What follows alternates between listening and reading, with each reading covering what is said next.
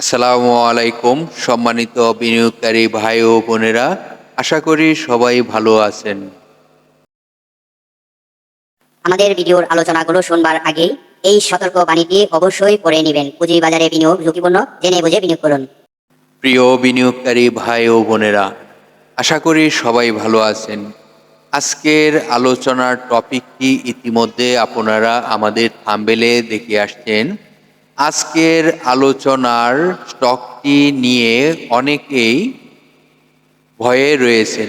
আসলে যে স্টকটি নিয়ে আপনাদের সাথে আলোচনা করতে যাচ্ছি, সে স্টকটি নিয়ে আমার কাছে অনেকেই কমেন্ট করেছেন, আমার হোয়াটসঅ্যাপ গ্রুপে অনেকেই কমেন্ট করেছেন যে এই স্টকটি নিয়ে একটি ভিডিও তৈরি করার জন্য, এই স্টকটি নিয়ে কিছু আলোচনা করার জন্য। আসলে এই স্টকটি নিয়ে অনেকে চাচ্ছেন যে সেল করে দিবেন কিনা, সেই বিষয়গুলো কিন্তু আমার কাছ থেকে জানতে চাচ্ছেন।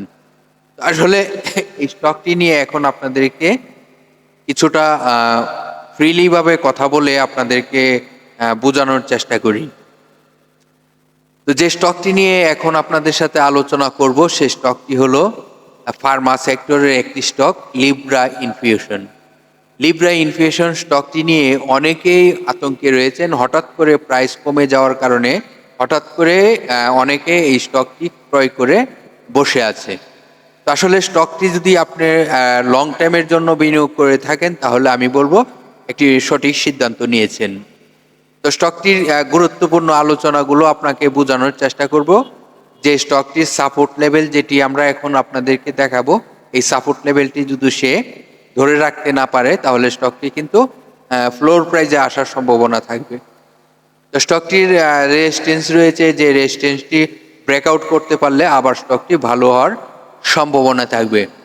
তো আমি বলবো স্টকটির পুরো আলোচনাটি শোনার একটি মন মানসিকতা নিয়ে মনোযোগ দিয়ে শুনবেন, কারণ এই স্টকটি যাদের রয়েছে তারা গুরুত্ব সহকারে স্টকটির আলোচনাটি শুনবেন, এবং এই স্টকটি যারা এখনো ক্রয় করেননি, ক্রয় করার চিন্তা ভাবনা করতেছেন, তাদেরকেও মনোযোগ দিয়ে কথাগুলো শুনতে হবে। কারণ এই স্টকটিতে এমন কিছু তথ্য আপনাদেরকে জানাবো, যে তথ্যগুলো আপনার ব্যবসার অবশ্যই সহযোগিতা করবে। তো আপনাদেরকে আগেই বলেছি যে স্টকটি নিয়ে আলোচনা করব, সেই স্টকটি হলো লিব্রা ইনফিউশন। এটি ফার্মা সেক্টরের একটি স্টক।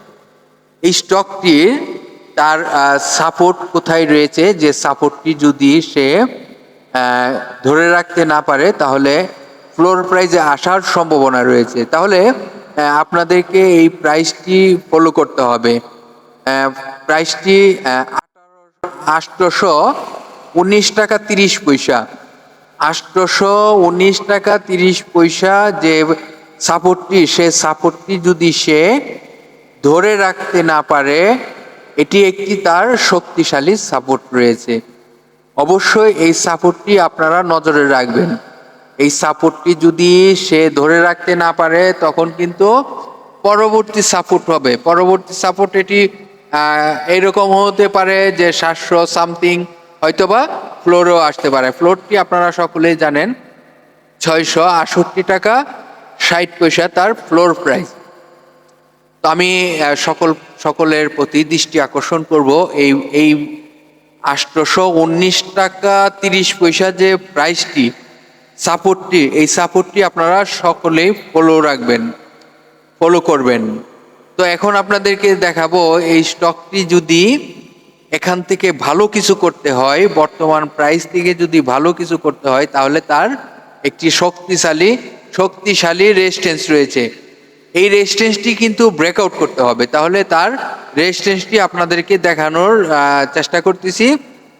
977 টাকা 20 পয়সা, 977 টাকা 20 পয়সা রেজিস্ট্যান্সটি যদি ব্রেকআউট করতে পারে, তাহলে স্টকটি আবার নতুন করে ছোট রেজিস্ট্যান্স ব্রেকআউট করে ভালো করার সম্ভাবনা হবে। তাহলে আপনাকে প্রথমেই 977 টাকা 20 পয়সা রেজিস্ট্যান্সটিকে ফলো করতে হবে। এই রেজিস্ট্যান্সটি অবশ্যই ব্রেকআউট করতে হবে। তারপর পরবর্তী রেজিস্ট্যান্সটি হলো 1061 টাকা 70 পয়সা। তো এইভাবে ছোট ছোট রেজিস্ট্যান্সটি যদি সে ভালো করতে হয়, তো আমি যে চার্টগুলো ইতিমধ্যেই দেখতে পারতেছি এই মুহূর্তে কোনো ভালো কিছু দেখা যাচ্ছে না। তো আমি সকলকে অনুরোধ করে বলবো, যাদের স্টকটি রয়েছে তারা অবশ্যই মনোযোগ দিয়ে এই আলোচনাটি শুনবেন, কারণ এই আলোচনাগুলো আপনার ব্যবসার আপনাকে স্যাটিসফাই রাখবে। কারণ একটি স্টকের তথ্য যদি আপনি কারেকশন করতে পারেন, স্টকটি যদি আপনার নলেজে থাকে, তখন স্টকটি থেকে কমে গেলেও তখন স্যাটিসফাই থাকবেন যে আমি এই পর্যন্ত আমার আসতে পারে। তো অবশ্যই আমি বলবো এই 819 টাকা 30 পয়সা সাপোর্টটিকে প্রথমেই ফলো করবেন। এটি যদি ক্রস করে নিচে আসে তাহলে কিন্তু ডাউন ট্রেনে যদি আসে তাহলে কিন্তু তার ফ্লোর প্রাইস আসার সম্ভাবনা থাকবে। এই তথ্যগুলো যদি পরবর্তী আপডেটটি পেতে চান তাহলে অবশ্যই কমেন্টে যে কোনো ভিডিওতে কমেন্ট করে জেনে নেবেন। তো আপনারা জানেন সকলে প্রতিদিন বিকাল 3টায় আমাদের ভিডিও পাবলিশ হয়।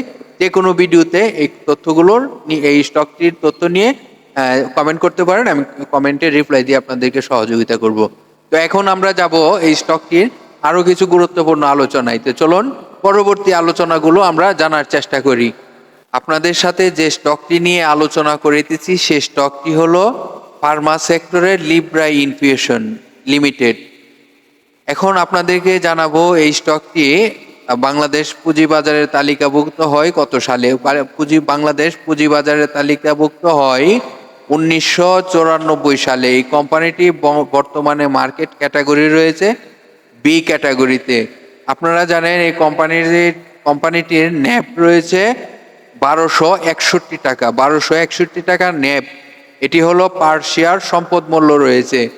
এই কোম্পানিটি আপনারা জানেন লাস্ট ইয়ারে তাদের স্টক ডিভিডেন্ড ঘোষণা করেছে 50% এবং ক্যাশ ডিভিডেন্ড ঘোষণা করেছে 30%।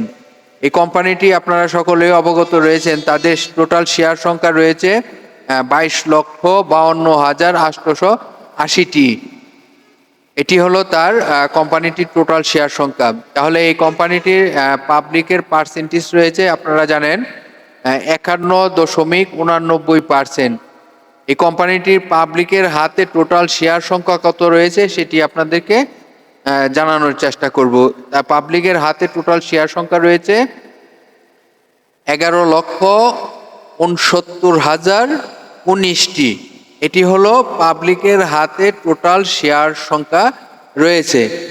তো আপনাদেরকে আমি যে কথাগুলো বলার চেষ্টা করেছি অবশ্যই মনোযোগ দিয়ে এই বিষয়গুলো আপনারা নলেজে রাখবেন, কারণ একটি স্টকের তথ্য যদি আপনি সংগ্রহ করতে পারেন তাহলে ওইখানে বিনিয়োগ করে স্যাটিসফাই থাকতে পারবেন। তবে এই স্টকটিতে যারা এখন বিনিয়োগ করতেছেন দীর্ঘ সময়ের জন্য লং টাইমের জন্য প্ল্যানিং করে বিনিয়োগ করেন তাহলে এখান থেকে বেনিফিট হওয়ার সম্ভাবনা থাকবে। যদি আপনি শর্ট টাইমের জন্য 2 দিন 4 দিন 5 দিনের জন্য বিনিয়োগ করেন তাহলে কিন্তু এখানে ক্ষতিগ্রস্ত হওয়ার সম্ভাবনা থাকবে। তো অবশ্যই স্টকটিতে যারা বিনিয়োগ করবেন লং টাইমের জন্য বিনিয়োগ করুন, তাহলে এখান থেকে আপনি প্রফিট করতে পারবেন। তো স্টকটির আলোচনাগুলো আপনাদেরকে বোঝানোর চেষ্টা করেছি। ভিডিওটি কেমন লাগলো অবশ্যই কমেন্ট করে জানাবেন। আর যে কোনো সোশ্যাল মিডিয়া গ্রুপে আপনারা শেয়ার করে অন্য ভাই বোনদেরকে শুনবার সুযোগ করে দিবেন, এটি আমার রিকোয়েস্ট। ধন্যবাদ সকল বিনিয়োগকারী ভাই বোনেদেরকে ধৈর্য সহকারে আমাদের ভিডিওটি দেখার জন্য অনেক ধন্যবাদ। ভিডিওটি ভালো লেগে থাকলে লাইক কমেন্ট শেয়ার করে অন্যদেরকে সুযোগ করে দিবেন শুনবার। তো ভালো থাকেন। আগামীকাল বিকাল 3টায় আরেকটি ভিডিও নিয়ে হাজির হব।